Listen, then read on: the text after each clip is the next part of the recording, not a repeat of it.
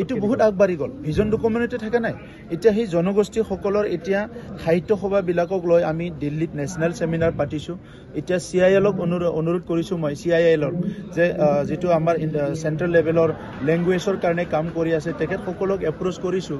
যে তেখেতসকলে আমাৰ যিমান ভাষা আছে ইয়াৰ ওপৰত চেমিনাৰ পাতিব আৰু প্ৰত্যেকটো জনগোষ্ঠীৰ কাৰণে এখন কিতাপ ওলোৱা হ'ব তেখেতসকলৰ লেংগুৱেজ লিটাৰেচাৰৰ ওপৰত আৰু প্ৰত্যেকটো জনগোষ্ঠীৰ কাৰণে এটা মিউজিয়াম নিৰ্মাণ কৰা হ'ব যে একেলগে চিৰাঙত এটা মিউজিয়াম নিৰ্মাণ কৰাৰ কাৰণে গৈ আছোঁ যিটো নেকি সপোনতো ভাবা নাছিল চ' তেনেকুৱা বহুতখিনি কাম ইতিমধ্যে আগবাঢ়ি গ'ল আৰু ৱৰ্ড বুক এটা আমি এতিয়া আপুনি ধৰি লওক বড়ো ভাষা ভালকৈ নাজানে তো